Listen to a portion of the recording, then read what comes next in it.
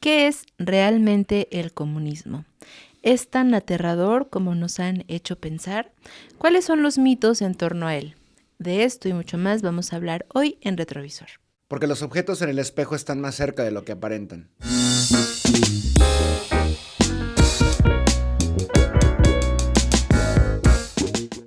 Gracias por estar un lunes más aquí en Retrovisor y como todos los lunes doy la bienvenida a Cristian Nader. ¿Cómo estás, Cristian? Muy bien, Caro. Gracias por invitarme y por estar conmigo otra vez. Mira, Cristian, pues es tu programa. Gracias a ti cierto, por sí. invitarme. Es Gracias cierto. a ti por Se me va invitarme, el rollo, maestro perdón. Nader. Perdón, es que son demasiadas cosas de la vida, entonces no sé qué pensar a veces. Oye, pues hoy queremos hablar de un tema que nos han dejado también en los comentarios sobre el comunismo. Ese terrorífico fenómeno que parece que ocurre. Bueno, no, tú nos El explicarás fantasma rojo ahora. sigue recorriendo el mundo. Pues eso dicen, pero hay muchísimos mitos también en torno a él y tú creo que nos puedes explicar. Para empezar, y que entendamos todas y todos, ¿qué es? Digamos, podríamos dar la definición ortodoxa y luego la definición popular. Wow. La definición ortodoxa, el comunismo es la fase última que se aspira a llegar a través de un proceso que se llama socialismo. El comunismo es el estado último donde viene la abolición de las clases sociales y ya no hay contradicciones de clase y se abre un nuevo horizonte para la humanidad, digamos, esa es la definición clásica. Por ejemplo, de todos los gobiernos que han existido que se identifican como socialistas, esos no son comunistas, el comunismo viene al final, hasta que desaparecen las clases sociales. Pero esto, por supuesto, hay varias posturas. Hay una que dice que para que esto ocurra tiene que ser un cambio planetario, una revolución a nivel global de todas las clases trabajadoras del mundo y que posteriormente, cuando hayan tomado el poder, iniciar un proceso de acabar con las clases sociales, ¿no? Y la superación también del modo de producción actual que es el capitalismo. Eso es la popular. El comunismo, ahora ya digamos en la lógica que se ha utilizado desde finales del XIX y todo el siglo XX, es un sistema económico o un modo de producción al cual empieza a surgir, lo repito, primero socialismo y se va, el camino es hacia el comunismo. Pero vaya, de acuerdo a los críticos y también a los mismos comunistas, es un sistema que va en contra de lo que ha hecho el capitalismo en los últimos 4 o 3 siglos, dependiendo de la perspectiva.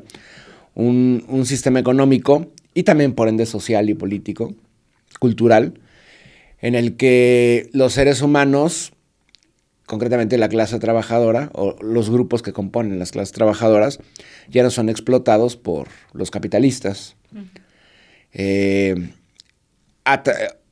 Para llegar al socialismo tendríamos que generar un proceso revolucionario para acabar con el dominio del capital y de los capitalistas, por supuesto, y de la gran burguesía. Y a grandes rasgos es eso. Los últimos 150 años han estado marcados por procesos revolucionarios, algunos fueron fructíferos, otros no, en los que triunfó justamente el socialismo, pero también hay que entender que hay muchas variantes de socialismo. De acuerdo a la perspectiva de Marx, del materialismo histórico, es una fase previa al comunismo.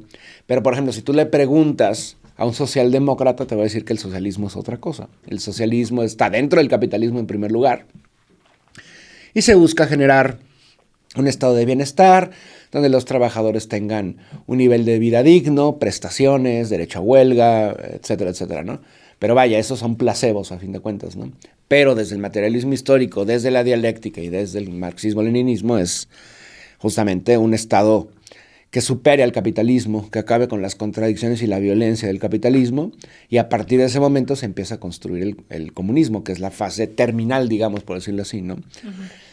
No necesariamente lineal, pero se busca eso, que sea una fase donde todas las contradicciones de clase se superen y la abolición de la propiedad privada, que justamente hablamos de eso en el programa anterior, y que sea un mundo distinto al que lo conocemos, ¿no? Eso no quiere decir que porque se superen las diferencias de clase y los antagonismos de clase, eso no quiere decir que sea una paz perpetua, ¿no? Porque puede haber otro tipo de contradicciones también, ¿no?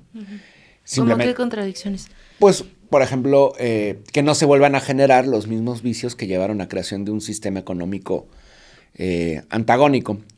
Por ejemplo, digamos que se llega al comunismo, ¿no? ¿Quién nos dice que dentro de ese contexto no pueden surgir voces reaccionarias que busquen implantar nuevamente un sistema de opresión, opresivo? Porque desde que surge la civilización, o por lo menos las civilizaciones que ya tienen un nivel de sofisticación, digamos, avanzado, sociedades centralizadas, agrícolas, donde se genera un excedente y demás, ahí comienza a haber opresión. O sea, antes del capitalismo había otros sistemas de explotación, el feudalismo, el esclavismo, que bueno, el mismo nombre lo dice, ¿no? O sea, que un ser humano era considerado propiedad de alguien más, una mera mercancía, que lo siguen siendo de alguna u otra manera, ya sea esclavo, siervo o proletario. Ellos tienen que vender su fuerza de trabajo. Y hay mecanismos justamente dentro del capitalismo para que esa gente no pueda liberarse de esa opresión que tienen, que a veces ni siquiera lo notan. Son tan sutiles esos grilletes, esos mecanismos de explotarte y alienarte también. Porque está la explotación, pero también está la alienación para que no notes esa explotación de la que vives. Que lo hemos mencionado también en varios programas, ¿no? Que la gente, pues, por ejemplo, tener las imposiciones de consumo que te va generando el capital. En este momento puede ser, no sé, una computadora de alta gama, que así usan estos conceptos, o un celular, o un automóvil, y sentir que a través de esto te liberas, que no vives una explotación, aunque no lo puedas percibir, pero es así. O sea, la explotación está ahí, y cada vez se va haciendo más, no necesariamente sutil, pero se va enmascarando de formas más, ¿cómo llamarlo?, que son más difíciles de percibir. No es una explotación frontal con un esclavista que te esté dando latigazos. La explotación viene a través del desempleo, viene a través de la persecución, de la falta de derechos laborales, de llegar incluso no tener el capital para los servicios más básicos, etcétera, etcétera, ¿no? O sea, que se asuma todavía que lograr, por ejemplo, un seguro social digno sea una victoria, es contradictorio, porque a fin de cuentas no debería ser una victoria, debería ser algo elemental y fundamental tenerlo desde tu nacimiento hasta que mueres. Que alguien vele por ti como trabajador y como población, generalmente, ¿no? Y bueno, eso también es como una visión, que generalmente esto proviene de la clase dominante, sí, pero también de la pequeña burguesía. La pequeña burguesía le da terror pertenecer al proletario, por ejemplo, ¿no? O sea, se asume que por tener unos cuantos centavitos de más en las bolsas y eres de clase alta, por ejemplo. De hecho, estos conceptos de clase alta, clase media y clase baja es una estandarización, una jerarquización que se creó en el capital. Muy a la usanza de que tú puedes escalar la pirámide social y pasar de la baja a la media y a la alta. Pero no, de hecho, creo que son conceptos en ocasiones antagónicos también al concepto de burguesía, pequeña burguesía, la alta burguesía, y por supuesto proletario. Son conceptos muy novedosos también. Ahora, este concepto de clase media, ¿no? Afirma, todos queremos ser clase media. Pero no es así, es que también depende de la clase. O sea, la clase media escandinava en países como Suecia, o países, no sé, en Japón, por ejemplo, está diametralmente años luz en cuanto a poder adquisitivo y seguridad social con respecto a la clase media, entre comillas, del caso mexicano, la pequeña burguesía. Porque también somos burguesías, de acuerdo a esta óptica periférica, o burguesías alejadas al epicentro del capital. O sea, en México y en otros países de América Latina, el sur de Asia, África, hay también, además de las clases sociales, está la explotación de una nación sobre otra, del imperialismo. Porque, de hecho, es la fase superior del capitalismo, es justamente eso, es el imperialismo. O sea, es cuando, y de hecho en este momento hay teóricos que dicen que ya estamos en una fase aún mayor del imperialismo, que es el hiperimperialismo, donde lo podemos ver a todas luces últimamente, ¿no? Más en el proceso de exterminio en contra del pueblo palestino, lo que ha hecho Estados Unidos en contra de 20 naciones en los últimos 10 años, etcétera, etcétera. Entonces, sí hay una explotación dentro de una nación, dentro de la sociedad, pero también a nivel global, es un reflejo de esa misma explotación. Porque el capitalismo también es, además de que va en contra de la mayoría de los seres humanos, de la clase trabajadora, también es totalmente antagónico a la vida y a pues, prácticamente a la humanidad. Porque el capitalismo no puede existir sin la depredación. Es innata el capitalismo. O sea, prácticamente dentro de este mundo donde surgió el capitalismo, es un sistema caníbal que se va comiendo a sí mismo. Porque si acabas con los recursos naturales, por ejemplo, no puedes continuar ese proceso de acumulación. Entonces, el capitalismo no se da cuenta porque en primer lugar cree que todas las materias primas y lo demás son recursos infinitos que nunca se van a acabar. Al igual que la mano de obra, por ejemplo, ¿no? Ellos creen que va a haber una explotación constante. Y esos son los errores del capital, porque el capital, a fin de cuentas, el capitalismo fue generado por capitalistas cuya única razón de existir es la acumulación de más capital, pero también de más poder y de más explotación a seres humanos. Entonces, conforme llegamos al siglo XIX, llegamos al finales del XIX, comienzos del XX, esta explotación se va transformando. ¿Por qué? Porque los levantamientos sociales, paulatinamente, hay un miedo ya mayor dentro del capitalismo y los epicentros de poder industrial y financiero.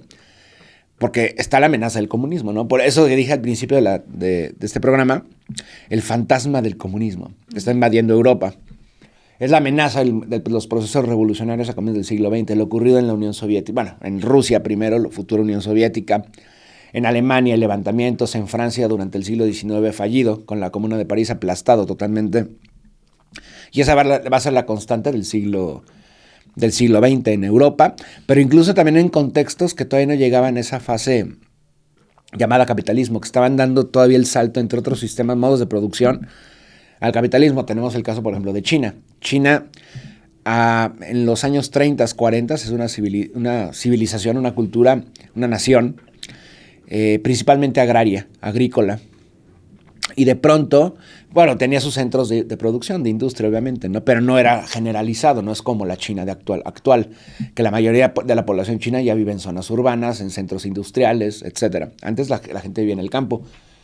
Y de hecho es interesante porque tanto en la Rusia presoviética como en China, como en otros contextos, no eran sociedades plenamente industrializadas. Y ahí sí triunfó, por ejemplo, el socialismo. No así, por ejemplo, en Alemania. O sea, estuvieron a punto de triunfar, pero fueron aplastados brutalmente, como cuando asesinan, por ejemplo, a Rosa Luxemburgo y Karl Liebknecht, que eran los líderes del Partido Comunista de Alemania. En otros contextos, por ejemplo, en París también, todavía en el siglo XIX, la Comuna de París, pues Francia era uno de los centros industriales del mundo, junto con Gran Bretaña, las zonas de habla alemana y Estados Unidos, y también fue aplastado. Y en Estados Unidos ni se diga. Estados Unidos, la mayor meca industrial ya del siglo XX, o sea, el socialismo y todo lo que oliera a revolución, era de hecho repudiado por los mismos trabajadores.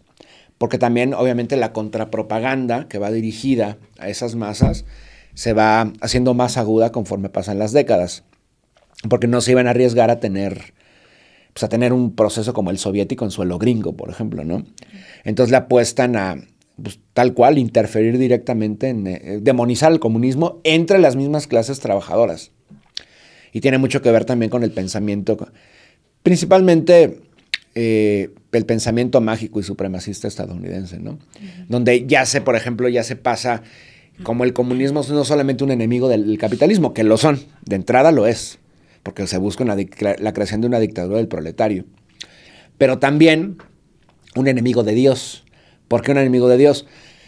En parte porque de Dios, de acuerdo al sistema de creencias del cristianismo protestante, porque la jerarquización divina en un metanivel, por decirlo de alguna manera, es un reflejo del orden social imperante en la tierra.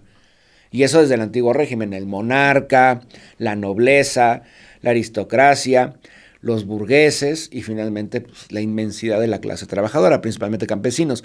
Luego se modifica con el ascenso de la burguesía, principalmente en Europa. En algunos casos quedará el monarca de adorno, pero luego la alta burguesía, la pequeña burguesía, el proletario y el campesinado. Y bueno, con sus niveles paulatinos, ¿no? Los grandes terratenientes, la iglesia, la milicia.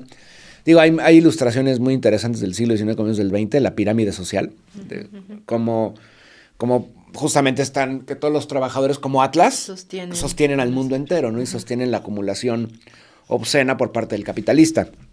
Entonces, el comunismo es eso. Se busca, a partir del socialismo, llegar a una fase última de la abolición de las clases sociales y, en cuanto a la cultura de masas popular, es que un gobierno triunfe de corte socialista o comunista y que acabe con el dominio del capitalismo en ciertos contextos o a nivel global.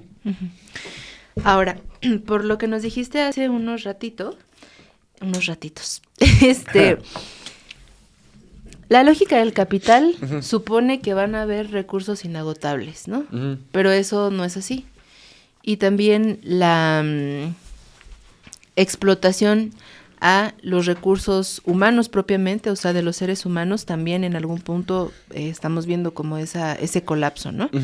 Entonces, ¿qué podría ocurrir? O sea, si lo otro es el comunismo, ¿qué podría ocurrir si no es? O sea, esto que decías, por ejemplo, del hiperimperialismo, que dices que es como entonces la culminación que estamos viendo ahora, ¿no? ¿Qué podría ocurrir si no fuera entonces comunismo?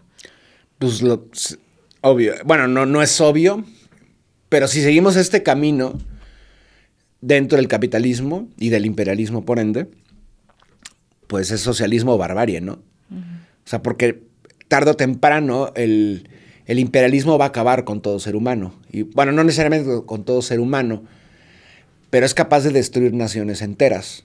O sea, es capaz de llevar al colapso a la civilización con tal de mantener el dominio de una clase dominante. Pero incluso en esos propios sobrevivientes no los terminaría también eventualmente. ¿Cómo? Ajá, o sea, dices que no de todos, ¿no? O sea, no sería la aniquilación de todos, sin naciones. Digo, te lo digo de acuerdo a la visión de la cultura pop apocalíptica. Pues, probablemente sobrevive uno que otro, ¿no? Pero todo lo que previamente se forjó, bueno o malo, de la civilización, entendiéndose civilización como la humanidad en su conjunto, desaparecería. Al grado que en 1940, a partir del 41 al 45, Estados Unidos desarrolló armas nucleares, donde tenían la capacidad de destruir justamente todo el planeta. La respuesta de la Unión Soviética es para lograr la paridad y la simetría, ¿no? Y se inició una carrera nuclear. Lo que pasa es que el capitalismo también es una sociedad que no conoce límites de acumulación, los capitalistas, pero tampoco conocen límites de hedonismo, del placer de cualquier tipo, o sea, del placer monetario, del placer de acumulación, del placer de humillar al otro, de destruir al otro. Es como este concepto griego de la ibris, o sea, todo a niveles hasta matarte, por ejemplo, ¿no? Que, por ejemplo, ahora en Estados Unidos, por citar un caso, en Estados Unidos la gente puede matarse comiendo. O sea, se ha llegado a ese grado de consumo de alimento, el mismo ocio que te lleva a comer, a destruirte comiendo hasta tener una epidemia de obesos mórbidos, ¿no? Que no pueden caminar. Eso por un lado. O, por ejemplo, el consumo de las drogas a niveles que, pues, lo del fentanilo. Eso es una sociedad apocalíptica más bien, no postapocalíptica. Una sociedad en la que todo es exceso, que es un reflejo del gran capitalismo. Luego, por ejemplo, no sé si ahora estén de moda, pero tienen muchos años que están como en auge estos programas de asesinos seriales y que a la gente les encantan, ¿no? O sea, en Estados Unidos hay admiración por una persona que mata a mujeres, que entre más mujeres, más prolífica fue su labor como asesino. Y tienen club de fans, mujeres que se casan con ellos, les hacen películas, los ven como disruptores.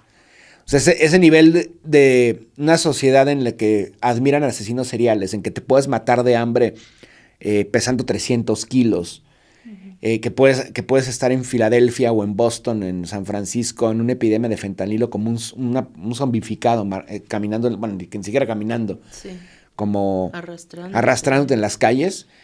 Esa es la meca del capitalismo. Eso es Estados Unidos.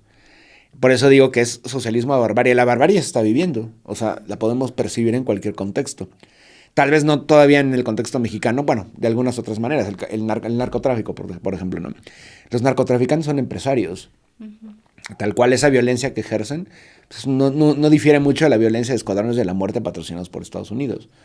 O contras, o yihadistas, todos a sueldo en la nómina de Washington, los servicios de inteligencia, ¿no? O sea, es el nivel, por eso digo, socialismo o barbarie, la barbarie está ahí. O sea, la barbarie ya la hemos visto y la estamos viviendo en este mismo momento. ¿Por qué? Pues porque obviamente el capital, y de hecho yo me atrevería a decir, no necesariamente está en sus últimos momentos el capitalismo, pero su epicentro ya no va a ser Estados Unidos. Sería otro contexto, ¿no? Mucha gente piensa, es que los BRICS son una esperanza nueva para la humanidad. No, los BRICS es una alianza comercial dentro del mismo capitalismo. Lo único que cambia es que justamente ya no va a ser ese epicentro Estados Unidos, porque está totalmente rebasado por economías mucho más potentes en otros contextos, principalmente en Asia. Pero incluso en China, que es un modelo, ¿cómo le llaman? Algunos le dicen socialismo de mercado, modelo mixto, etcétera, etcétera. O sea, tú no ves este nivel de degradación en Estados Unidos, que de hecho no es nuevo en Estados Unidos. Si vemos la historia de Estados Unidos desde el siglo XVIII, finales del XVIII, siempre ha sido el exceso en todo aspecto. Porque el capitalismo, ser el epicentro de poder, les confirió ese poder. Matarse de las maneras más extrañas y sofisticadas que hay. Para mí eso es el capitalismo exacerbado, en el que te puedes matar drogándote, te puedes matar comiendo, o sea, incluso donde se celebra la muerte. Esta como necrocultura, si es que lo podemos llamar así, estos conceptos de necropoder y todo esto, ¿no? La cultura de la muerte. Y de maneras que ni siquiera se pueden percibir. Son a veces, ya están tan normalizadas en Estados Unidos, donde cazar seres humanos mexicanos en la frontera, quemar a negros en el contexto de los estados del sureste estadounidense. Digo, la casuística es enorme. Eso es el capitalismo. No quiere decir que previamente no existieran abusos, por supuesto, ¿no? Y barbarie y violencia, claro. Pero lo que pasa es que con el capitalismo esos abusos se industrializaron. Han llegado a niveles insospechados previamente porque la capacidad industrial también transformó la manera de pensar de los seres humanos y del capitalista. Por ejemplo, la producción de armamento. Antes casi pues era artesanal. Se producían espadas, arcos, incluso las armas de fuego era producción artesanal. Y de pronto con el ascenso de las revoluciones industriales, ahora generas en un día cientos de miles de bombas. ¿Y quién tiene esa supremacía? Pues obviamente Estados Unidos, por ejemplo. Hay otros países, obviamente, pero Estados Unidos tiene eso. Y a eso me refiero con socialismo barbarie. En este caso, incluso otros sistemas podrían, no necesariamente el marxismo-leninismo, pero cualquier otra cosa que sea para acabar con esto, ¿no? Porque el capitalismo es insostenible, no solamente para el mismo capital, porque, lo repito, todo es finito, pero también para la misma humanidad que no puede tolerar a estos sujetos. Uh-huh. Sería una cuestión entonces de sobrevivencia, pues, o sea, no de una empatía o no con cierta postura política, sino una cuestión de sobrevivir, pues. Yo creo que las dos cosas, tienes que ser empático y solidario con el otro, pero también... Pero en la lógica precisamente del capital eso es imposible. Pero sí, con tal de sobrevivir como especie, es tratar de acabar con esto y fundar y generar otra cosa, porque... Digo, lo podemos ver diariamente, de cualquier forma, salir a la calle, o sea, analizar la situación y la realidad, yo creo que es muy evidente. No sé, entrar a por ejemplo, ahorita que venía caminando hacia acá, está la típica cadena de supermercados. Entrar a un mini super y empezar a analizar toda la dinámica interna, todo lo que se vende, cómo lo compras, cómo se exhibe, cómo se promociona, absolutamente todo, puedes entender perfectamente cómo funciona el capitalismo. O sea, cómo, incluso, en lo más sutil, en lo más romántico también, la gente, hay niños en la actualidad que no saben cómo surge la leche. No es broma. Y se los dice alguien que convive con niños, con muchos, para bien o para mal. ¿De dónde sale la leche, por ejemplo? No saben cómo es una vaca. No manches. No saben, por ejemplo, o sea, realmente no entienden nada. Hay una incomprensión porque hay una alienación y una enajenación. Y tiene mucho que ver con el estatus actual, pues por ejemplo, del presentismo, la inmediatez. Ellos van a la escuela a regañadientes, ya ni siquiera hay, por ejemplo, un mecanismo para evaluarlos, ya está penado incluso evaluarlos. Y justamente cuando llegan a sus hogares, no estoy hablando de todos, obviamente, estoy hablando de la burguesía, de los niños de las familias burguesas, pues de pronto se sumergen por completo en un videojuego o en la televisión, que no es un contenido que les muestre el mundo, cómo funciona o cómo se va transformando. No, es totalmente una forma de escapismo, pero un escapismo que ya no tiene ni siquiera razón de ser dentro de lo real. Y eso tiene mucho que ver con Estados Unidos. En Estados Unidos es una sociedad extremadamente... No solamente por las contradicciones de clase, porque todo lo en Estados Unidos es contradictorio, incluso las relaciones etnolingüísticas entre grupos, las descendencias de distintos contextos, entre afrodescendientes, hispanoparlantes, anglosajones, etcétera, etcétera, ¿no? Es como el culto a la violencia y la violencia continua, y todo en la inmediatez y todo en el momento. O sea, es la imposibilidad de tener algo a largo plazo, de prestar atención para algo. O sea, incluso el tiempo se modifica dentro del capitalismo. O sea, el tiempo, por ejemplo, de llegar a trabajar, porque si no te despiden, o porque vas acumulando, ¿cómo se llaman estas cosas? Como te amonestan si no checas a tiempo. El tiempo de traslado, los tiempos muertos, que no pasa absolutamente nada. Tener que levantarte a las 6 de la mañana en una labor extenuante para regresar a las 8 o 9 de la noche. Que todas las dinámicas temporales dentro del capitalismo son totalmente distintas. Que incluso los ciclos circadianos se te joden por completo porque es totalmente antinatural. O sea, a ver, todos los sistemas sociales lo son producciones culturales. Pero el capitalismo es totalmente, mientras creo que en este momento, en esta fase de la civilización, la manera de pensar tendría que ser totalmente biocéntrica. El capitalismo en un primer momento es antropocéntrico absolutamente. Todo es para el ser humano, todo, absolutamente todo. Nada gira en torno a lo demás. O sea, los animales, la naturaleza está cosificada, es una cosa, es algo, todo en función del mercado y todo en función de generar más capital y más depredación. Por eso digo que es lo importante. Ya se ha atestiguado que no nada más es en contra de una clase, es en contra de toda la humanidad, incluso de los mismos capitalistas, porque el mismo capitalista, lo repito, es caníbal. Está acabando con lo mismo de lo cual explota. Pero ahí, a ver, ayúdame a entender, porque es algo que creo que nunca he comprendido muy bien.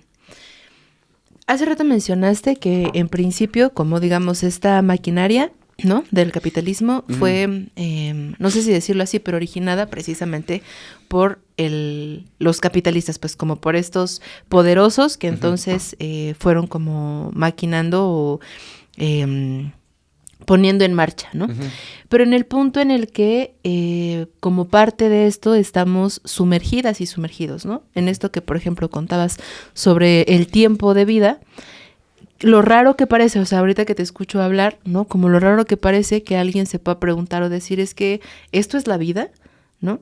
O sea, realmente estar inmerso como en este sistema y trabajar y acumular, ¿no? No solamente por la cuestión del trabajo en sí mismo de sobrevivencia, sino, por ejemplo, por quienes pueden llegar a cuestionarse, ¿por qué tengo tanto ímpetu en conseguir un celular nuevo, por ejemplo, ¿no? O en pensar que si tengo cosas, entonces en eso tendría como más valor, o lo que hablamos alguna vez también en esta parte del trabajo, ¿no? Como en esta lógica también del capital, en cuanto más tengas es cuanto más eres, ¿no? ¿Cómo es que funciona esto? Porque según como yo lo veo, no es que sea, digamos, como el capitalismo como una mancha etérea que esté encima de nosotras y nosotros, opera dentro de nosotras y nosotros. Y nosotras y nosotros también podemos tener, a pesar de que seamos los oprimidos, también podemos tener pues esta, ¿cómo lo diré? Digamos como rasgos también de esta de este capitalismo, pues. Sí, que, o sea, como que nos infectó. Ajá, ser también los opresores, ¿no? O sea, no solamente, pues eso, en la relación, por ejemplo, con lo que hace rato mencionabas, de los recursos naturales, de los animales, incluso en las relaciones personales, ser los opresores también. ¿Cómo funciona todo esto? Bueno, yo no, a ver, por ejemplo, en cuanto a un celular, ¿no? Yo no creo que, a ver, el celular no es ni bueno ni malo, es un objeto, es un medio de consumo, producido además por trabajadores, ¿no? Dentro del capitalismo, obviamente.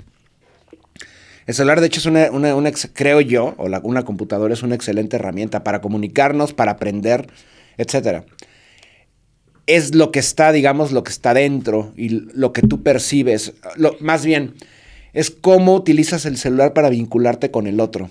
O sea, creo yo que las relaciones se están fracturando a niveles porque el otro no se convierte más que, en este caso, por ejemplo, en un contacto o en un seguidor. O bueno, digo, dependiendo la aplicación o dependiendo para qué lo usas, ¿no? Los lazos sociales se rompen, que esto de hecho es increíblemente efectivo para el capitalismo, porque tú estás resquebrajando un lazo social que tendría que ser fundamental para resistir al capital, porque no lo puedes hacer individualmente. Está como el chiste ¿no? El de comunistas con cosas. Pues a fin de cuentas, pues, ¿quién produce esto? Los trabajadores. Esto es una herramienta. Y muchos dirán, pero si no fuera por el capitalismo no tendría celulares. Claro que sí. O sea, la tecnología se va desarrollando es independientemente del sistema económico. O sea, va surgiendo dentro de un sistema, pero por ejemplo, la escritura. Si no fuera por el modo de producción asiático, no tendrías escritura. Porque la escritura cuneiforme se desarrolla en Sumer hace 5,000 años. Pues es una tontería. Bueno, y en varios otros contextos, ¿no? Lo que ocurre más bien es cómo, vuelvo a lo mismo, el capitalismo lo pervierte todo. Incluso cómo la clase trabajadora se percibe a sí misma, porque el objetivo fundamental es desclasar a la clase trabajadora, alienarla, separarla de los otros trabajadores, aislarla y también, no sé si existe un concepto, seguramente sí, o si no lo invento, autodemonizarse, como percibir al otro de la clase trabajadora como un criminal, como un delincuente, como alguien ignorante, como restarle poder e historia a tu clase también. Que es algo muy de la pequeña burguesía. La pequeña burguesía no tiene identidad. O sea, tiene una identidad, pero constantemente tiene que estar revalorándola, reconstruyéndose para adecuarse a la normatividad del mismo capital. Algo que los trabajadores no necesariamente tienen. ¿Por qué? Porque siempre son los marginados, a fin de cuentas. Su misma identidad está dentro de esa marginación, o cómo los han marginado. Lo que es importante para el capital es que se continúe esa marginación. Y qué mejor hacerlo a través, ahora sí, de un mecanismo como este, que la gente ahorra miles de pesos para poder comprarse un celular. O sea, podría haber insuficiencia alimentaria en el hogar, pero tendrán un celular de, ¿cómo le llaman? De última gama, o de alta tecnología, ¿no? Es eso. O sea, sí, lo importante es impedir que las clases trabajadoras, ¿cómo llamarlo? Como que se den cuenta de su potencial como motor de cambio, porque a fin de cuentas la historia, el motor de la historia es las contradicciones y las luchas de clase, y cómo han surgido nuevos modos de producción y nuevos sistemas incluso de pensamiento, en el momento en que una clase se da cuenta de su potencial. Eso ocurrió con la burguesía. Los burgueses, de hecho, es una clase muy advenediza. La burguesía surge, dependiendo del contexto, en Italia y en Países Bajos. Otros dirán que también en Francia. Y su nombre lo toman de los burgos. Los burgos eran pequeñas unidades de vivienda en torno a las ciudades. Son como los barrios nuevos en torno a las ciudades. Estos burgueses, que en ese momento solo denotaba una región donde habita, un lugar donde habitaban, no están en la dinámica del sistema feudal bajo medieval. ¿A qué me refiero con esto? No son siervos, tampoco son nobleza, pero ni monarcas, tampoco están en el clero. Hay como 3 variantes. Una el comerciante, una el artesano y otro, como pequeños terratenientes, libres, independientes, que era una rareza, porque generalmente todo eran latifundios y grandes extensiones de tierra sometidas a un señor feudal. Entonces, en estas 3 variantes, conforme van pasando los siglos, a partir del 480, 580, por ahí del siglo XVI, finales del XV, empiezan a acumular más poder, que tiene mucho que ver con las coyunturas que se van viviendo en el contexto europeo. Estoy hablando de Europa nada más, no es que sea eurocéntrico, pero tengo que hablar de Europa porque ahí surge la burguesía. En ese contexto, en el 1492, los europeos llegan a América y se encuentran con civilizaciones que no tienen poder de fuego y no tienen herramientas de hierro. Bueno, sí las tienen, pero no al nivel y con el objetivo de matar como si tienen los europeos, ¿no? Por ejemplo, en la cultura metalúrgica en los Andes era impresionante. Pero más allá de esto, inician procesos de exterminio, genocidio, que nunca existieron, ¿no? Porque dicen que todo es leyenda negra, pero no es así.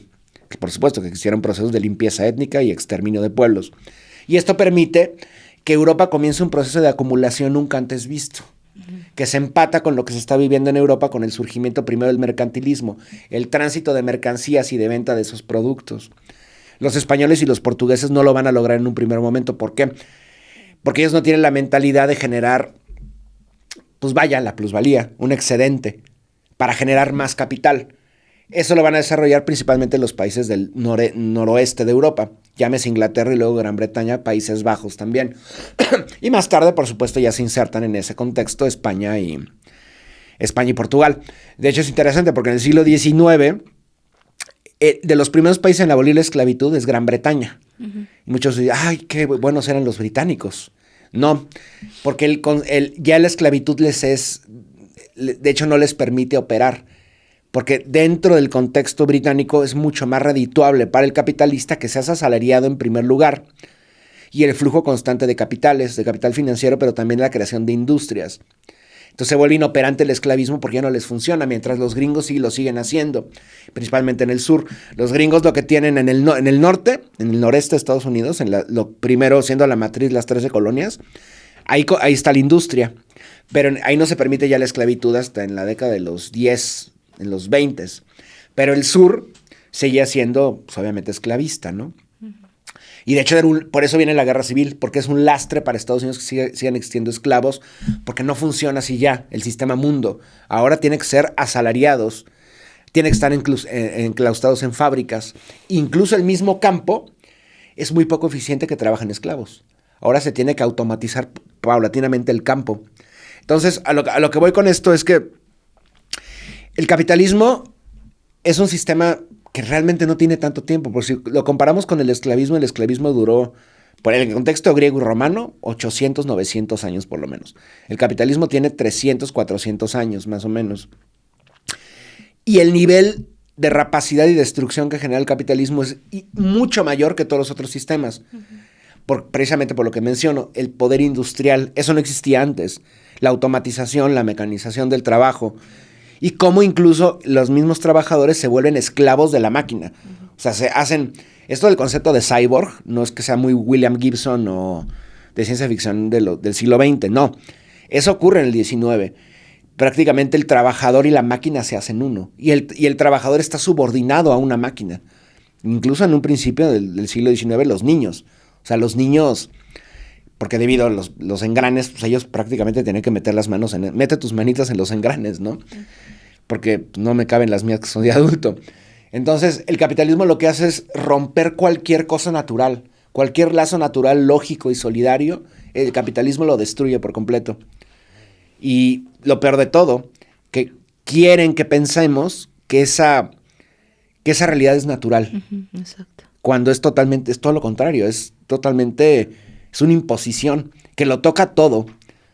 Obviamente en el siglo XIX y luego en el XX, Marx primero y Engels, o más adelante Lenin o Mao, Rosa Luxemburgo, no sé, cualquier personaje que estuviera sumergido obviamente en el marxismo, bueno, Marx obviamente lo estaba, sin ser marxista, no podía prever, porque tampoco dominaban todo, sí abarcaban múltiples disciplinas, pero no con el nivel de conocimiento que se tiene acumulado hasta ahora. O sea, ahora se pueden ver los impactos del capitalismo en prácticamente todo, en la psique humana, cómo incluso trastoca absolutamente todo. En la psique, en la salud, vaya, en la ecología, etcétera, etcétera, ¿no? Incluso en el secuestro de conceptos. Ahora hay conceptos, el ecosistema financiero, ¿qué diablos es eso? O sea, la rapacidad incluso va en contra de conceptos y categorías de la misma naturaleza, porque la naturaleza está cosificada, es una cosa, es una cosa de hecho antagónica al mismo progreso, que tiene que ser domesticada y domada en función del mismo capital, en función del capitalista, cuando la naturaleza, vaya, es, a fin de cuentas, donde pertenecemos todos y formamos parte todos en un sistema, no puedo decir que sea perfecto, pero en un sistema que está ahí, que existe nada más, que no se define tampoco, tú lo defines. Y el capitalismo tiene que definirla para someterla. Como cosa. como cosa. Bueno, pues tenemos mucho que digerir, así que les recomendamos que se vayan a servir una agüita, algo para... o un café, un tecito. Un cafecito, un té. tecito. No consuman nada nocivo de lo que mencionamos. Fentanilo. Imagínate si No. legalizan el fentanilo. Que también eso sería un tema del uso también de sustancias Ujú. en esta alienación también. ¿no? Podríamos hablar de cómo estaba moralmente bien visto el uso del opio, por ejemplo, en el siglo XIX. Porque los inventores del narcotráfico, los británicos, la reina Victoria era una narcotraficante, inundó con China, la llenó de opio. Entonces, y de hecho también los casos dentro del capitalismo, y dentro de su epicentro Estados Unidos, como Estados Unidos, los servicios de inteligencia gringos, inundaron con heroína los barrios afrodescendientes y los barrios hispanoparlantes en los 50s y 60s. O sea, para quien diga que los líderes de los cárteles están en la sierra de Sinaloa. Entonces, no, el cártel, quien controla los cárteles está al norte y hablan inglés. Bueno, pues tómense un tecito de tila, quizá de manzanilla para relajarnos y ya regresamos a Retrovisor. Vamos a un pequeño corte.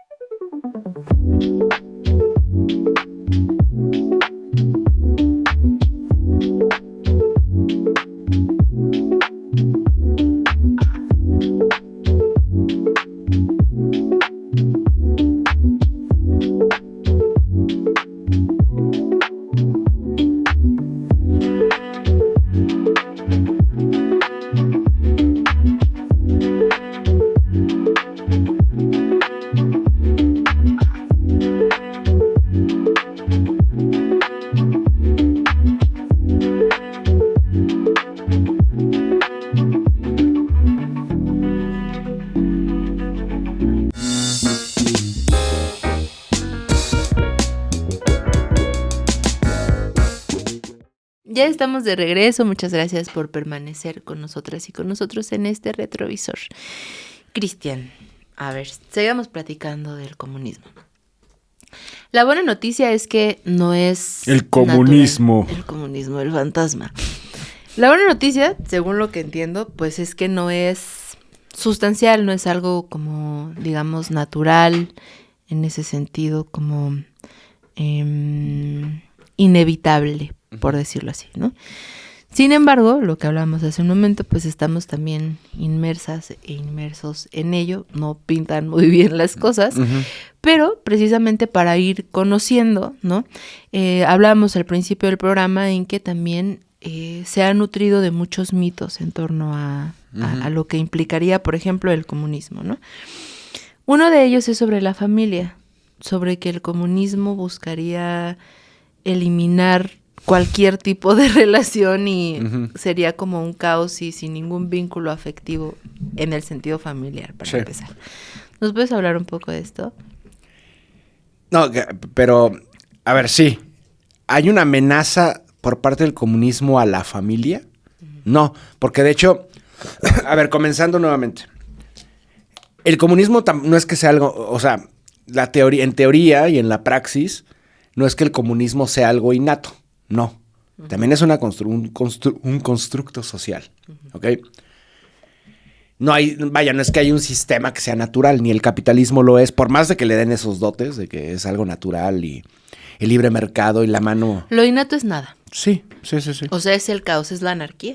No, a ver, es que nosotros, como al ser seres sociales, tal vez no podemos entender, va a sonar muy romántico, pero no podemos entender tal vez el lenguaje de la naturaleza, como la naturaleza no es que tenga un lenguaje racional, la naturaleza está ahí, se da, existe, está ahí, existe porque la percibimos a fin de cuentas, ¿no? Al ser seres sociales tenemos que relacionarnos para sobrevivir como especie, por lo menos para llegar a este punto, ¿no? Y vamos generando sistemas sociales, formas de pensar, invenciones, escritura, agricultura, domesticación, celulares, lentes, cuadernos, papel, pólvora, vaya, no terminaría. Pero de hecho es interesante porque si el capitalismo se basa en la explotación de una clase sobre otra, también en contra de la naturaleza, El comunismo y su construcción a través del socialismo se basa en la solidaridad entre iguales, entre seres humanos. Es la gran diferencia, creo yo. A profundidad es eso. También es una construcción. El socialismo no comienza con Marx. El concepto de construcción del comunismo, tal vez sí. Pero previa a Marx también hay un bagaje que existe desde hace muchos años. Desde las revueltas, por ejemplo, de Espartaco en contra del Imperio Romano, revueltas de todo tipo, de opresión en contra de los opresores. Siempre ha existido eso, ¿no? Lo que hay es que esta supuesta agresión en contra de la familia por parte del comunismo es que el marxismo-leninismo, Marx y Engels principalmente, incluso más Engels en algunas ocasiones, gran parte de la obra de Engels es en torno a esto, visibilizó la idea y el ideal de familia burguesa, que no es lo mismo que decir, todas las familias, no. Y no fue en contra de ella, lo visibilizó. ¿A qué me refiero con visibilizó? Que la familia burguesa es un reflejo del capitalismo. Que lo que une a una pareja en la burguesía, un matrimonio, por decirlo de alguna manera, con sus respectivos hijos, no es en sí el amor ni la solidaridad, es el capital. ¿Por qué? Porque tú cuando dentro, la familia burguesa lo que está haciendo también es replicando y perpetuando los mismos privilegios. Eso en primer lugar. Desde la unión de dos fortunas y la seguridad de que se preserve el nombre, pero también en la herencia, por ejemplo, ¿no? Lo que tú estás haciendo que el capital pase de unas manos a inmediatamente al otro, que es tu misma descendencia biológica, ¿no?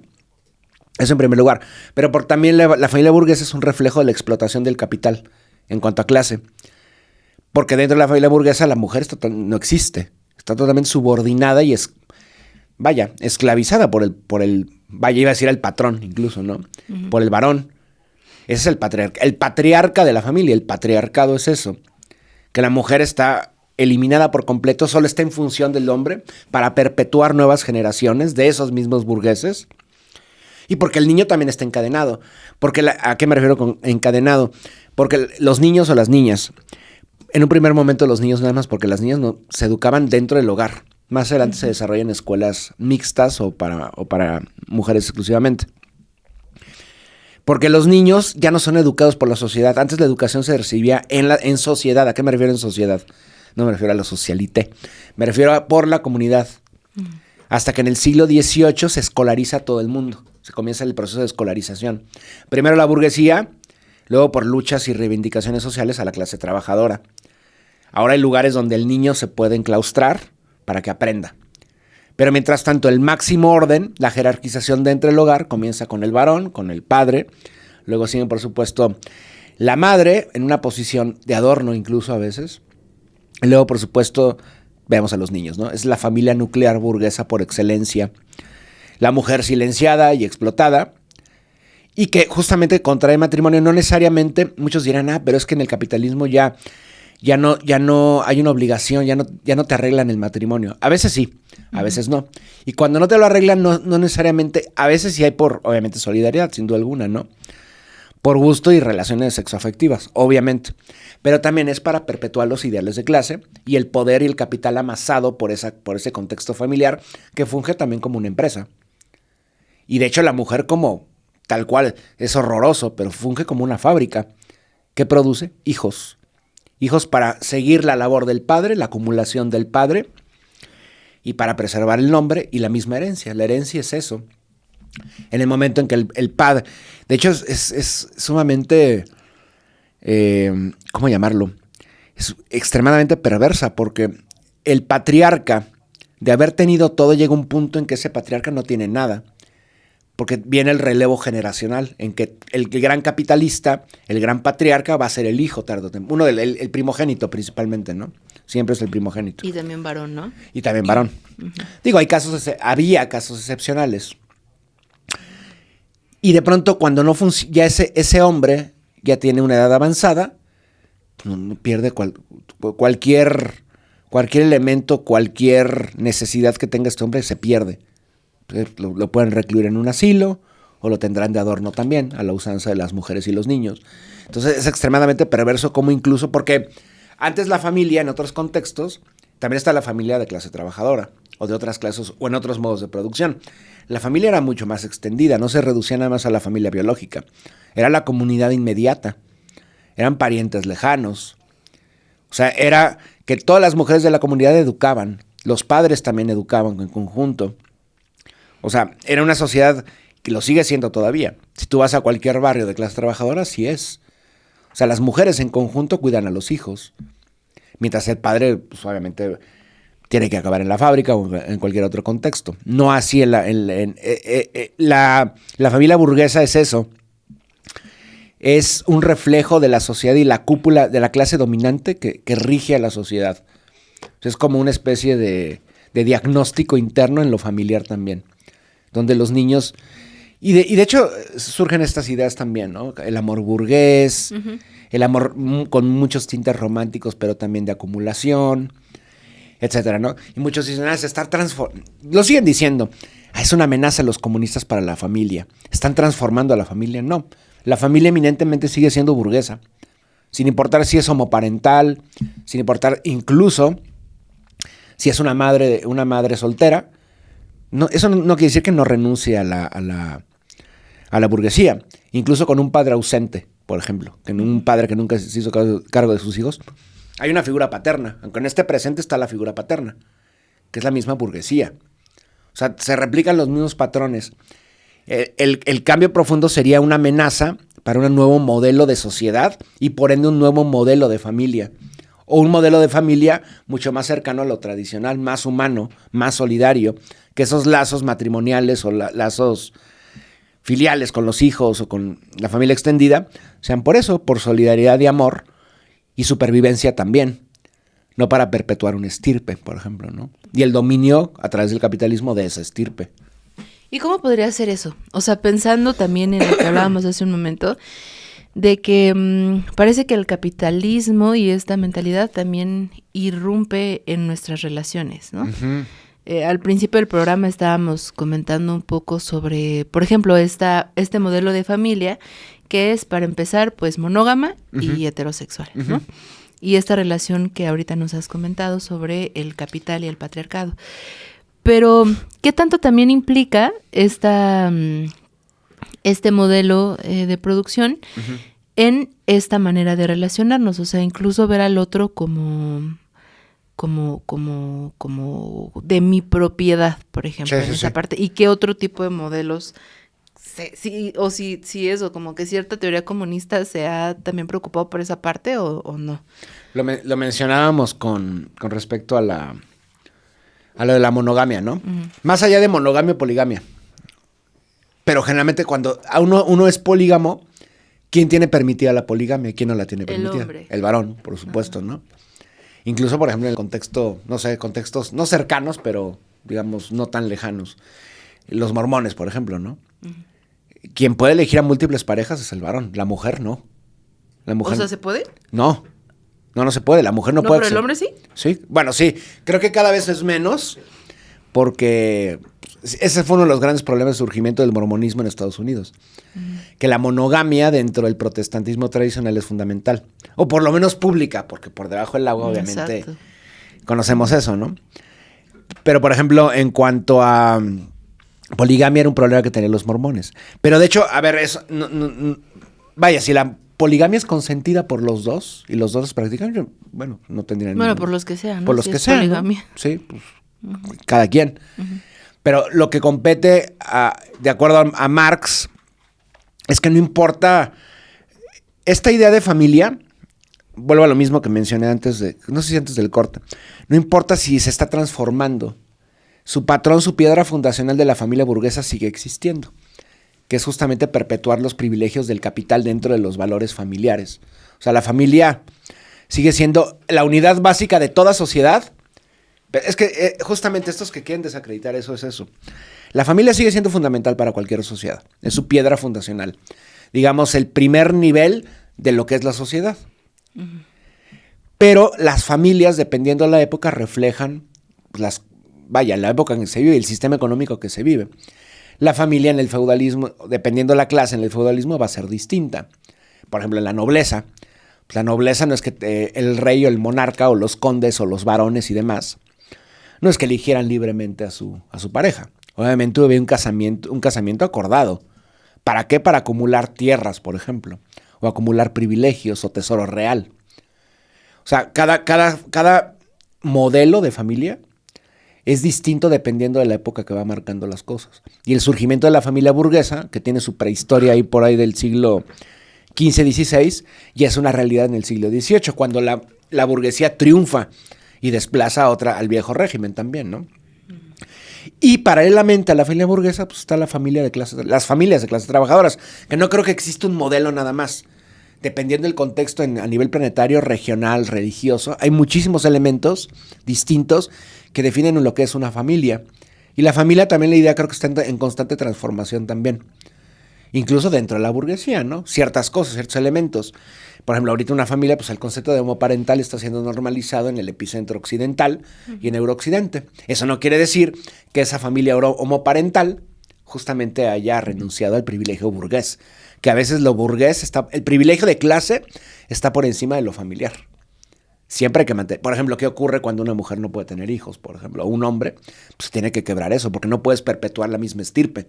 Tienes que buscar a alguien que genere pues, la descendencia, ¿no? A ver, y vamos a entrarle a otro tema que más o menos tocaste, sobre la religión.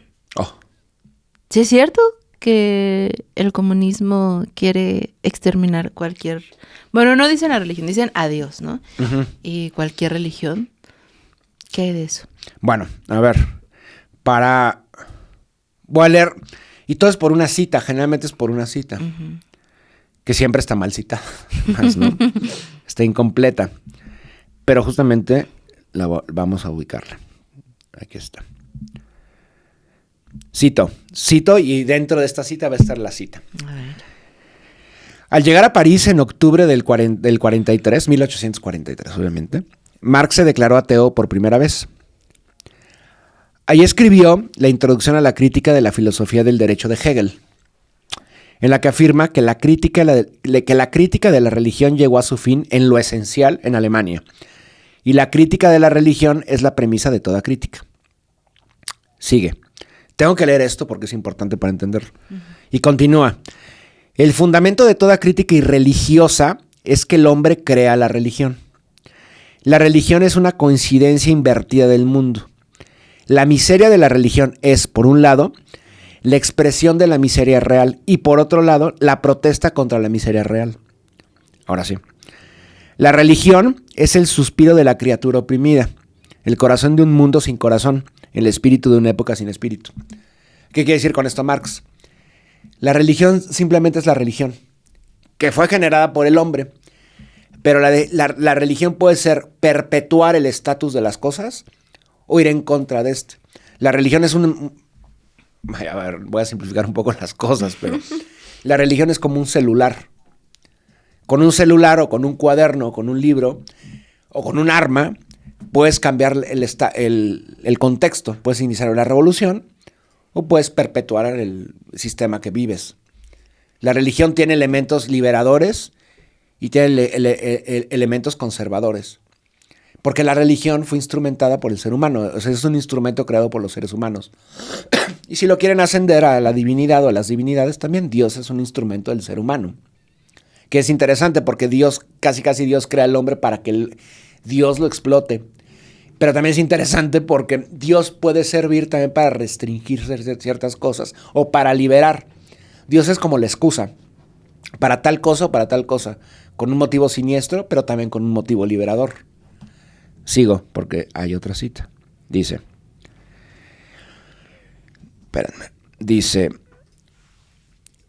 una pregunta que se nos plantea hoy en día, a luz de los 70 años del socialismo en la Unión Soviética, bueno, el texto no es contemporáneo, obviamente, ¿no? Si el socialismo ha sido la superación práctica de la religión, por esta gente que dice que el socialismo es una religión, por ejemplo, ¿no? Marx consideraba que la religión era el opio del pueblo. Cita el texto. La angustia religiosa es al mismo tiempo la expresión de la verdadera angustia y la protesta contra esa verdadera angustia. Entonces ahí se toma la religión, puede ser interpretada como, bueno, incluso el dogma, lo que sea, para ir en contra incluso la religión puede servir para ir en contra de la misma religión. ¿A qué me refiero con esto? ¿Qué hizo Lutero? Lutero tomó todos los elementos del cristianismo, que de acuerdo a su óptica y de muchos otros, era totalmente tergiversado por la Iglesia Católica. Fue en contra de la Iglesia Católica desde el punto de vista religioso, anunciando su tesis y demás, ¿no? Y así podemos ver por múltiples reformas religiosas en múltiples contextos, cismas religiosos incluso, ¿no? La religión es el suspiro de la criatura oprimida. Suspira porque a través de la religión encuentra consuelo esa criatura oprimida, ¿no? El corazón de un mundo sin corazón. O sea, donde hay una crisis, de violencia y demás, en la religión puedes encontrar cierto consuelo. El espíritu de una sociedad sin espíritu. Una sociedad que por la violencia que se vivía en el siglo XIX, por ejemplo, la religión sigues encontrando ciertos atisbos de humanidad, por ejemplo, ¿no? Es el opio del pueblo. ¿Por qué opio del pueblo? Porque te llega... En sí, de hecho, el concepto de opio del pueblo no es original de Marx. Kant ya había utilizado ese concepto y muchos otros de la filosofía alemana. Lo que pasa es que ellos hacían dentro del idealismo. Marx es totalmente materialista. Uh-huh. Entonces, ¿a qué voy con esto? Ese opio del pueblo se refiere a que la religión es como un sueño, te lleva a soñar. Porque te pierdes en ese sueño, en lo onírico, en la fantasía. Pero en ese imaginario puedes anhelar cambiar al mundo o continuar con eso, ¿no? No creo que las cúpulas religiosas buscan cambiar al mundo. Buscan mantener que el orden de las cosas sigue siendo el mismo. Pero tú, desde la religión, puedes interpretar que buscas cambiar el mundo. Es lo que hicieron los teólogos de la liberación en la segunda mitad del siglo XX. Interpretan hay una exégesis distinta de los textos sagrados de la Biblia. Y buscan cambiar el mundo a través de eso. Igual, por ejemplo, en el contexto islámico.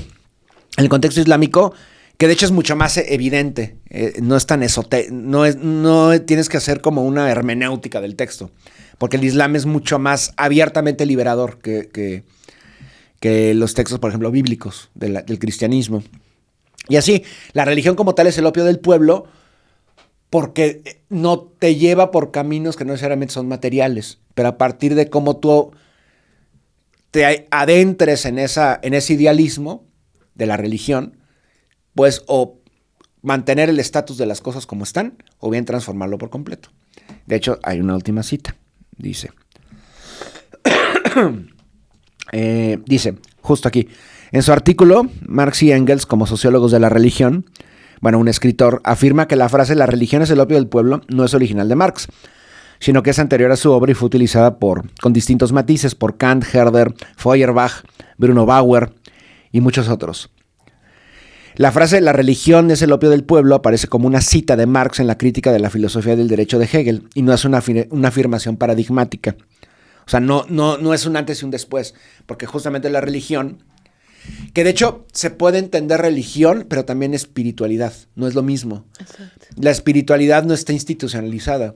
Eso es, ahora sí, casi innato a los seres humanos. No sé si es algo innato, pero el poder de simbolizar y todo esto, el lenguaje, te lleva a construir cosas como lo de la espiritualidad, ¿no? Uh-huh.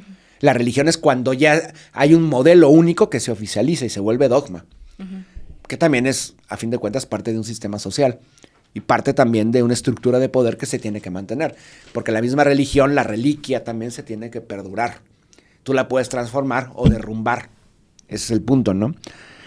Esta frase es interesante, una cita. En mi opinión, la religión, desde un punto de vista político, no es en sí misma opio o remedio milagroso. Puede ser opio o remedio milagroso, es como un elixir. En la medida en que sirva para defender a los opresores y a los explotadores, o a los oprimidos y a los explotados. Creo que esta frase lo define más fácil. Esto lo dijo Fidel. O sea, la religión es como un tónico. Uh-huh.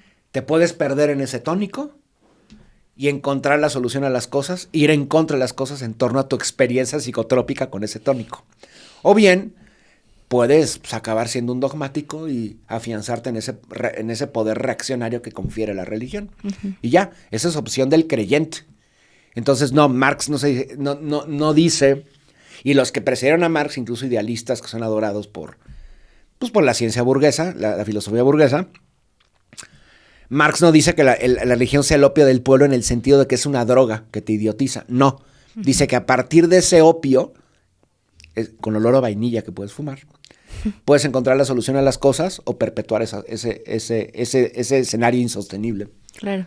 Porque también, bueno, no desconozco la totalidad de las religiones, pero creo que un elemento también de la compasión va precisamente en la compasión entendida también como ese sentir con el otro, iría en contra precisamente también de este sistema capitalista, ¿no? Sí, hay cosas que tienen similitudes, creo yo, pero que son diferentes. Por ejemplo, en el socialismo está la solidaridad. Y creo que, por ejemplo, no en todas, pero en las religiones es otra cosa. Es un concepto que parece ser lo mismo, pero no es lo mismo, que es la caridad. Ajá. Por un lado está lo solidario y otro lo caritativo. No son acciones, son acciones que tienen fines parecidos, pero que una es más efectiva que otra. Porque ¿qué ocurre en la caridad? Pues tú le das una moneda a un niño para que coma ese día. ¿Qué ocurre en el socialismo, por ejemplo, en el pensamiento revolucionario? Tú no le das a un niño una moneda, le puedes dar un arma o un libro para que, en primer lugar, replique esa experiencia con otros, transmite ese conocimiento. La moneda, a fin de cuentas, solo le va a permitir cenar una noche. Su miseria va a continuar. Mientras en otro contexto es tratar de transformar la realidad, no solamente para él, sino para todos otros, ¿no? Sin duda alguna, en la religión seguramente también existe solidaridad. Sería imposible que no existiera. Pero la norma de las religiones establecidas creo que es lo caritativo, absolutamente nada, ¿no? Porque las religiones también permiten que el status quo vaya perdurando. O sea, que el estado de las cosas no se modifique. Eso como que lo que hablabas al principio, ¿no? De que algo es algo que está dado, es así, y entonces es como otra voluntad y es algo inamovible, ¿no? Sí, y las religiones es muy evidente también, ¿no? Porque es un sistema también de jerarquización social. O sea, de hecho, los críticos a la religión, el cristianismo en Europa y más allá, desde el siglo XV, bueno, incluso antes de Lutero, personajes que pues, fueron, pues los carbonizaron, ¿no? La Bohemia, en Inglaterra, todos estos críticos al dogma religioso y al poder del Vaticano y demás, lo que buscaban era cambiarle institucionalmente a la religión. Que la empresa más antigua del mundo es la religión católica. No hay empresa más antigua. Muchos dirán, ¿es el judaísmo es más antiguo? No, porque el judaísmo no está centralizado. No es una empresa como tal. Porque, pues, a fin de cuentas, el catolicismo es una empresa. No todas las religiones son iguales y no tienen los mismos fines. Por ejemplo, hay el caso budista, por ejemplo, ¿no? El budismo se puede interpretar como una religión, pero también como una filosofía, como un estilo de vida. Eso no quiere decir que no exista, por ejemplo, dictaduras o supremacismos budistas. Existía, pregúntenle en Tíbet antes de la llegada del marxismo-leninismo. Y también misoginia dentro. Sí, el Tíbet era una pesadilla. Simplemente te lo pintan porque ahora está el del último Dalai Lama, paseándose por Washington diciendo que no, pues él es puro amor. Y no. O sea, los monjes budistas en Tíbet se hacían ropa con carne humana por esclavos. ¿Qué? No miento. O sea, bueno, cuando hablemos de snuff, hablaremos de eso.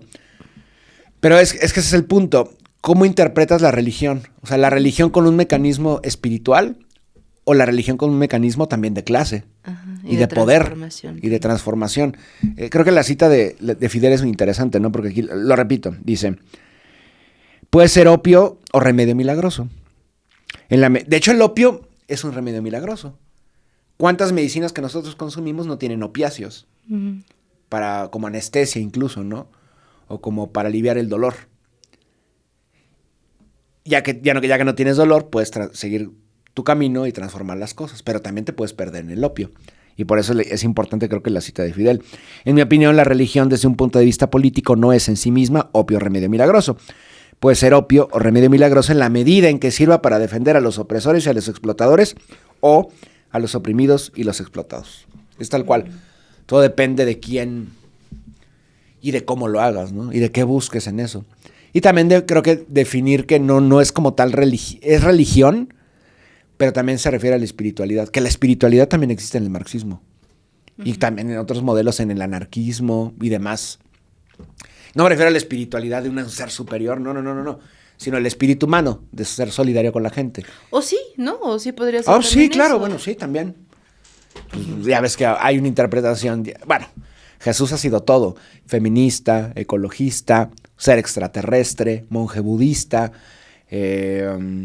y por supuesto socialista, ¿no? En la teología de la liberación auténticamente hacen una lectura del Nuevo Testamento que Jesús de Nazaret era un revolucionario y protomarxista. Ajá, exacto. Pero bueno, digo, esa es una interpretación. Ajá. Hay otros que, no, pues repartió...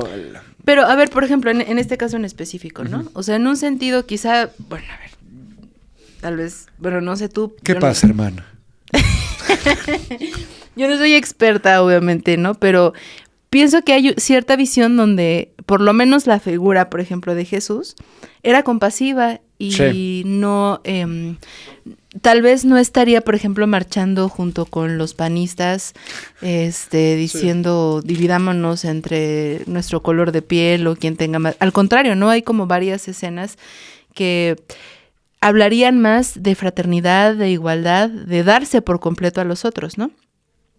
Igual hacer... Aquí siempre estamos comiendo, ¿eh? Sí, cacahuates o gomitas. No. Por eso cuando yo como cacahuates, Carolina se sigue, no, habla más. Es un trabajo en equipo que tenemos que hacer. Y, por ejemplo, también hace rato que mencionabas lo del budismo, creo que hay ciertos aspectos donde también está esta parte, por ejemplo, del no apego, ¿no? Ajá. Y todos esos factores, vaya, pues eso, lo estamos diciendo también como muy sueltamente sin llevarlo como a un nivel experto, pero creo que sí podemos afirmar que hay ciertos aspectos también, por lo menos en estas religiones, que irían a eso, ¿no? Como a la compasión, a la preocupación por el otro, a la solidaridad, a ir contra el egoísmo que es tan marcado en este sistema, ¿no? Sin embargo, por ejemplo, en el caso que hace ratito mencionabas, bueno, y que yo también mencionaba en el caso de los panistas, se da también este curioso fenómeno, y precisamente en esto, ¿no? Como en una familia panista tradicional, ¿no? Que se llenan la boca, por ejemplo, de esto, de pensarse como religiosos y buenas personas, y en una familia heteropatriarcal, pero estos fundamentos pues son totalmente contrarios y son las personas más nefastas, más y que propician precisamente desigualdades violentas con otras personas. Uh-huh. Entonces, ¿esto cómo lo lees tú? Pues, o sea, que sea precisamente algunas personas, no estamos diciendo que todas las personas religiosas, pero algunas personas que a sí mismas se conciben como y que precisamente tienen esta cuestión contra el comunismo. Uh-huh. Pero en su práctica son personas ruines. Sí, lo son, claro. No, igual la gente no lo sabe, pero el panismo comenzó con un movimiento nazi, tal cual. Uh-huh. El Partido de Acción Nacional con Gómez Morín era un nazi, un fascista. Y curiosamente, nos dirán, bueno, pero si eres un nazi, porque mucha gente no se conoce mucho el rol que tenía el nazismo en contra del cristianismo, por ejemplo, ¿no? Hitler era católico, pero repudiaba el judaísmo. Y es interesante porque paulatinamente en los últimos 2000 años el cristianismo fue desjudaizado. ¿A qué voy con esto? Una cosa es Cristo y otra cosa es Jesús. ¿Sí? No son, a ver, digo, para los creyentes son lo mismo. Uh-huh. Para alguien que estudia esto, no. Son dos figuras muy distintas. Jesús es un personaje histórico del cual se sabe casi nada. El Cristo es una construcción teológica, salvífica, que se construye se sigue construyendo porque sigue transformando esta idea, ¿no? Al grado que puede haber interpretaciones de que Jesús fue comunista o Jesús proviene de otro planeta, porque también se va adaptando la idea de Jesús se va adaptando a la época en que te toque vivir. Uh-huh. Hay un libro, estoy seguro, no sé si lo conozcan, se llama Dioses Americanos, American Gods. Uh-huh. Es de Neil Gaiman, el creador de Sandman. Que no, digo, es una horrible persona, abusa, depredador sexual y además probablemente sionista. No quiero saber, pero bueno, probablemente sionista. Pero en este libro, este hombre dice que los dioses existen porque tú crees en ellos. O sea, tú haces que se materialicen y que existan porque la gente cree en ellos. Entonces hay un momento en que hay una reunión de dioses, pero son reuniones de Jesús. Y hay como 30 Jesús distintos. El Jesús hippie, el Jesús feminista, el Jesús asiático, el Jesús semita. O sea, hay Jesuses para todos. O sea, hay un Jesús para ti, hay otro para ti, que también es un gran negocio, porque eso permite que la idea de la misma religión perdure, del cristianismo perdure en todas sus variantes, porque Jesús se reinventa para los tiempos vigentes, ya no el Jesús de hace 2000 años. Ahora bien, ¿quién fue Jesús realmente? Pues no lo sabemos. No tenemos idea de quién fue. Sabemos que fue un rabino judío, probablemente sí existió, aunque hay pocas menciones de él, pero es lo más lógico que sí haya existido. ¿Para qué inventar un personaje de una oscura provincia romana, de un rabino itinerante? Pero que es muy distinto al Cristo, porque probablemente ese Jesús jamás renunció al judaísmo. Él no quería fundar otra religión. Eso es idea de la iglesia paulina, de Pablo, en adelante. Uh-huh. Ahora bien, ¿queremos creer que Jesús era eso, solidario con los otros? Seguramente lo era, entre los judíos, porque él lo que buscaba era la emancipación de los judíos de Judea frente al poder romano, tal cual, y alcanzar el fin de los tiempos, que era inminente y no tardaba en llegar. Y ahí viene el surgimiento del milenarismo, ¿no? El fin de los tiempos tarde o temprano va a ocurrir. Pero las religiones no podrían haber existido, principalmente las religiones en su matriz primigenia, los primeros cristianos, si no hubiera existido solidaridad para resistir. Es la importancia. Y lo mismo seguramente en el Islam también, por ejemplo, ¿no? Como Mahoma, tiene que enfrentarse a todas las clases dominantes de la Meca, porque adoran a múltiples dioses y hay intereses comerciales, todo esto, y este hombre tiene la idea de que solo hay un solo Dios. Y gracias a la solidaridad de gente que ni siquiera todavía creía en un solo Dios, le permiten salir, escapar para que no lo maten. Y creo que las religiones comienzan esto, casi como fundaciones de ayuda mutua, ¿no? O sea, de grupos de autoayuda tal cual, pero paulatinamente van transformándose. Pero la religión puede tener eso, puede ser un movimiento de liberación, porque auténticamente el cristianismo lo es. Uh-huh. Por lo menos en los primeros siglos, es una forma de liberarte. Soy esclavo aquí, tal vez no me pueda liberar, pero tarde o temprano voy a ascender a los cielos, voy a ser libre, ¿no? Entonces, eso es lo importante. Por más de que sean cada vez más perversos y hayan sido transformados estos movimientos, se hayan convertido en dogma y hayan pasado de ser de oprimidos a opresores. Es muy parecida a la historia de la burguesía u otras clases sociales. De opresores de oprimidos acaban siendo opresores. Oprimidos todos por la monarquía, el viejo régimen, y de pronto somos la clase dominante opresora. Lo mismo el cristianismo. Nacimos como un grupo perseguido, una secta primero judeocristiana, luego una religión totalmente distinta, y pasamos de ser perseguidos a persecutores, a perseguidores de otros grupos, ¿no? Uh-huh. Incluso de las mismas escisiones dentro del cristianismo que tienen una visión distinta. Por eso digo, volvemos a lo mismo, la religión puede liberarte, pero de pronto también puede ser todo lo contrario, ¿no? Al grado que ni siquiera tú te puedas separar de esa religión. Por más de que tengas dudas o críticas, te da pánico separarte de eso. O sea, ¿ustedes creen que la mayoría de la gente en la iglesia, en el clero secular o en las órdenes, la gente no dudaba de eso? Pues claro que sí. Seguramente muchos, papas o arzobispos y más, no creen que existe Dios, pero hay que mantener la tradición. Imagínate que de pronto un papa no cree en Dios y renuncia. Podría pasar, claro que podría pasar, pero a veces es la impostura también y la hipocresía también. Y ahí volvemos al panismo. El panismo es fundamentalmente de raigambre nazi, clasista, elitista, porque también es la reacción, en un primer momento es la reacción al priismo, el panismo. Es una nueva había dos bloques conservadores, el priismo, que es la nueva élite post-contrarrevolucionaria, pero también es el panismo, que es la reacción de la vieja guardia, pues, todo lo nocivo, todo lo antagónico, ¿no? Ultraconservadora, cualquier etiqueta que le queramos poner. Uh-huh. Y se considera además la vela perpetua, ¿no? Los máximos cristianos. Uh-huh. Cuando curiosamente un marxista-leninista, sin creer en Dios incluso, sería mejor cristiano que ellos. Uh-huh. Sí, es interesante eso, ¿no? A veces dentro de... No nada más el marxismo, el comunitarismo, el anarquismo, cualquier ser humano que se considere así humano, sin creer en una divinidad, es mucho más humano y solidario que un panista. Cualquier cosa es mejor que un panista. ¿No? Está potente esta segunda parte. Sí.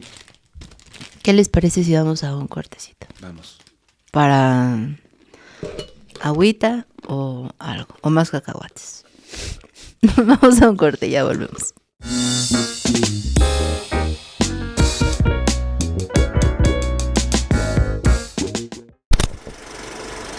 Café de champú. Todo bien. En la taza. Espérame. ¿Ya me veo? Oye, está buenísimo este café, ¿eh? Ah, ¿sí? ¿Sabes por qué? ¿Por qué? Porque lo estás tomando en una taza del chamuco. ¡Oh! ¿Y sabes dónde lo puedes conseguir? En la tiendita del Averno. Así es. Está buenísimo. Ya lo sabe.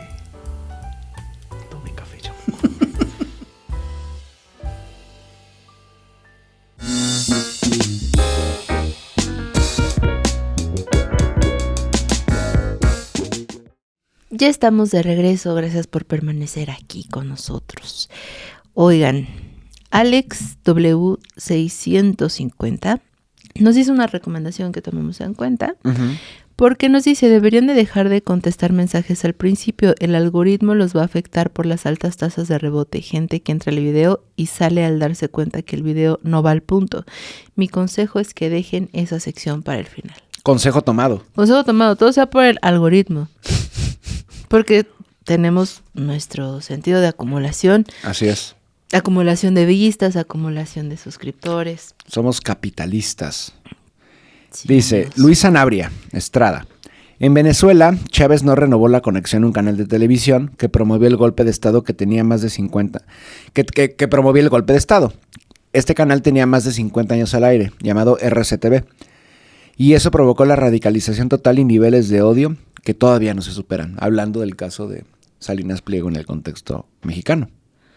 Ok, aquí me gustó, bueno, a ver, dice Laura Ramírez 6219, escribiré para saber cómo está mi usuario. Por eso que hablábamos la vez pasada de que no sabía si cómo se leía, pues es Laura Ramírez 6219. Teníamos que ponerle. Es orgánica, sí existe. Es orgánica, por supuesto que existe, Laura. Julieta Castañeda Jurado. Por favor, no vayan a hacer un programa de contenido televisivo. Están muy desactualizados, afortunadamente. Las telenovelas de Marimar y etcétera son del siglo pasado. Las telenovelas actuales poco tienen que ver con esas, del cuento de la Cenicienta. Son mucho más violentas. Desgraciadamente, el programa de Rocío Sánchez Azuara continúa y sí tiene público. Desde mi departamento escucho a alguien que puede verlo todo el día. Cristian es un excelente historiador. Será muy bueno que nos siga ilustrando con lo que sabe. Me gustaría que nos hablara de la historia de la relación de México con Centroamérica, por ejemplo.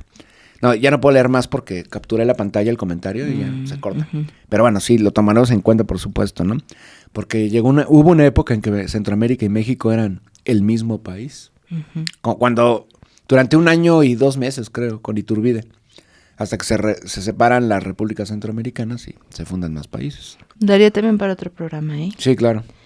Aquí Video Flyers nos dice, saludos desde Cuernavaca. Hagamos un especial colaborativo sobre gentrificación, turistificación en Tepoztlán. Hay grupos de activistas y académicos que podemos compartir info y reflexiones. Urge abolir la propiedad privada. Vivan las autonomías. Muy bien. En Tepos. Tengo un bodorrio en Tepos. Fin hay un bodorrio en Tepos. Ya sabes. Hay otros pueblos, ¿no? Que ya están tomando como la delantera por encima de Tepoztlán. Malinalco y Tlayacapan también, ¿no? Tlayacapan. Ajá. Okay. Cuidado, Tepoztlán. Cuidado, Valle de Bravo. Ahí vienen nuevos competidores. Dice Josh, creo que es Hernández, porque es HDZ. A ver si saben quién dijo esto. Aprovecho para condenar de nuevo, desde el fondo de mi alma y mis vísceras, al Estado de Israel. Maldito seas, Estado de Israel. Maldito sea, terroristas asesinos. Y vive el pueblo palestino. ¿Quién dijo esto? Hugo Chávez. El comandante Hugo Chávez Frías. Te toca. Y aquí Anel Salinas, 7388, dice, me gustaría que mis amistades que odian lo colectivo y se sienten burgueses por tener varios bienes personales, pudieran ver 5 minutos de su programa para que vean que tener 5 Tassad no los hace socios del Slim. Oh, exactamente. No son tus amigos. No, tener 5 celulares con Telcel no quiere decir que seas dueño de Telmex. Claro. Que de hecho no quiere decir que sea legal lo de Telmex, ¿no? Ahí no hablamos de Salinas Pliego, pero no de Slim, que también se remató Telmex y gracias a eso se convirtió en el hombre más rico del mundo. Por un momento ya no lo es. Con un país con 65 millones de pobres, ¿no? Eso, también de los ultra ricos deberíamos hablar. Sí. Dice, traidor de clase. Abajo con la socialdemocracia. Bienvenida a la izquierda radical. Futuro secretario de Educación. Apréndele bien a Nader. Ay, yo no encuentro el otro que iba a leer. A ver, ¿tienes algún otro ahí? Es que iba a leer uno que ya lo perdí. Dice Ernesto Carias. Los últimos minutos del programa valen oro. Saludos desde Venezuela. Un saludo hasta la República Bolivariana de Venezuela. Y justamente alguien más de Venezuela, supongo. La riqueza de Venezuela, dice Cintia López, es el motivo por el que Estados Unidos lo tiene en la miseria con su bloqueo. Entre comillas, porque ya el bloqueo ya tampoco tiene, ya ha cambiado mucho. De hecho, el país que más crece en América Latina al año, en los últimos 4 años ha sido Venezuela. Tiene un crecimiento continuo. Obviamente el estrangulamiento económico pues sigue provocando bastantes problemas, ¿no? Pero bueno, ya no es lo mismo que pasaba en 2016-17, como han cambiado las cosas en 2024-25. Ajá. Acá Juan Ruiz 9563 nos dice, me encantan sus videos, ya los vi todos, pero aún sigo con la idea de que hagan 2 capítulos por semana para que nos mantengan informados y alejados de los entes malignos como el Dientes de Burro, Salinas Pliego y sus títeres mentirosos. Estaría cañón 2, ¿no? Aquí el maestro Cristian Ayer es el que tiene una agenda muy llena. No quiero comprometerlo. Ya, tendríamos que hablarlo con la dirección. Con la dirección. Omnipotente del Chamuco. Con el teleprompter que hablamos la vez pasada. Y Román ya Román nos explotación va a matar. Nos va a hacer Román aquí nos va a matar si un soviet va a levantarse en contra de la opresión del algorítmica sí. orgánica. Dice Ignacio Olivera, entendí lo que es la propiedad privada con Marx, el origen de la familia, la propiedad privada y el Estado. Sí, justo, bueno, pues es gran parte de lo que había el programa anterior fue en torno a ese texto, a ese texto de Marx. Digo, y lo que se ha escrito en torno a ese texto. ¿Tienes algún otro comentario? Bueno, para irnos, Uh-huh. acá dice Feliciano Guzmán, sí, váyanse un corte para que Cristian se fume un cigarro. Yo no fumo. Claro que no. No, yo cuando hay cortes salgo a hacer abdominales y lagartijas, calistecnia. No, yo soy muy sano, no fumo. Sí, aquí por agüita, bueno, ya no la ven por... miren, sí, todavía agüita, tecito de manzanilla. Sí, aquí agüita también. Y estos frutos prohibidos, naturales, orgánicos. Ajá, 100%. Pues así están las cosas, claro. Frutos de barrio. Fruto de barrio. Agua de free. no, agua de barrio. Bueno, Cristian, pues, ¿qué onda? ¿Qué onda con el comunismo? ¿Qué onda con el comunismo? Como de comunismo Jordi para Rosado. chavos. Ajá. Pues nada, a ver, es que es interesante. En torno al comunismo y al socialismo, pero digamos comunismo para que la gente entienda. Hay una multitud de mitos, no solamente en cuanto a lo que es el comunismo, sino también en torno a lo que ha hecho estados socialistas en la historia, ¿no? Tantos mitos en torno a la URSS, a la República Popular de China. Muchos dirán en el contexto norcoreano, por ejemplo, ¿es realmente el gobierno norcoreano Shushe, que se pronuncia así, comunista? O sea, hay muchísimo, y de hecho hay que entender también que esto es parte de la propaganda, de acuerdo a su óptica, esto es guerra cultural. Que de hecho el concepto de guerra cultural, muy gramsciano además, ha sido robado por las ultraderechas. Ahora dicen ellos que hay que hacer una guerra cultural en contra del marxismo cultural, con conceptos que roban además, ¿no? Entonces, es una ardua y larga labor desmitificarlos todos, porque también implica, no nos crean a nosotros, por supuesto. Bueno, sí, créanos, pero para reafirmarlo, busquen otras fuentes también, los invito a buscar otras fuentes, ¿no? Vayan directo al grano, vayan directo a Marx. Hablando de eso, ¿con qué podemos entrarle? A ver, no podría decir que le entren directo al capital, porque, a ver, yo no soy teórico marxista, no lo soy. He leído a Marx, sí, leí a Marx. Cuando más profundamente lo hice fue en la carrera. Porque donde yo estudié, pues obviamente tienes que leer a Marx. Podría decir, creo que en primer lugar el manifiesto del Partido Comunista, creo que eso es fundamental. Es una obra pequeña, fácil de entender, porque curiosamente el manifiesto fue escrito para toda la clase obrera, para que la gente entendiera. Y paulatinamente, pues meterse justamente pues ya paulatinamente a lo más duro de Marx, ¿no? Que el Capital no es cualquier cosa, es muy difícil de leer. Y se van a tardar años en leer, es una obra enciclopédica tal cual, ¿no? Y también leer cosas en torno a la obra de Marx, que se ha escrito también, ¿no?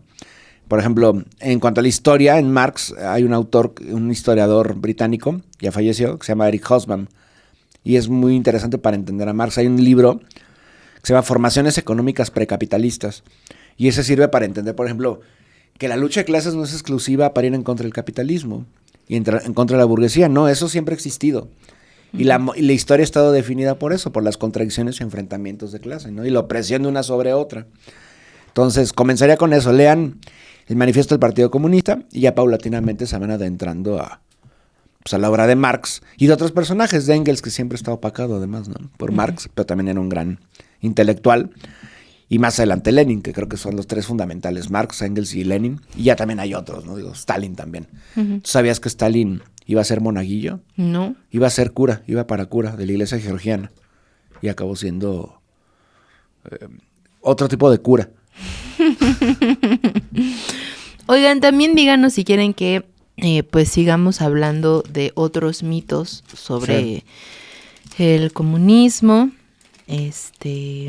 y los temas que quieran también que sigamos tocando. Por ejemplo, hay uno que muy, muy popular, que es el de el comunismo mató a 100 millones de personas de hambre en la Unión Soviética. Ajá. El del llamado Holodomor. Ajá. El Holodomor que fue esta hambruna que existió, que no ocurrió así, obviamente, ¿no? O que Mao y la Revolución Cultural mataron a 300 millones de chinos y cada año le van aumentando. Ahora ya son 100. Va a llegar un punto que va a ser más la población de la China actual, ¿no? Entonces, estaría interesante paulatinamente hacer uno que otro programa para desmitificar todo eso. Pues sí, y escríbanos qué es lo que piensan también de lo que platicamos aquí el día de hoy. El punto pues es eso, abrir la discusión y pues ya vámonos para que vayamos a hacer más lagartijas. Vamos. Y tomar más agua. Porque Nunca es suficiente. mente sana en cuerpo sano. Claro. Sería una contradicción. Y no es así. Yo soy un hombre conectado con su cuerpo y la mente, ¿no? Y la naturaleza, por supuesto. Por supuesto. Bueno, pues ya nos vamos. Cuídense mucho, nos vemos, si así nos lo permiten, el próximo lunes. Bye.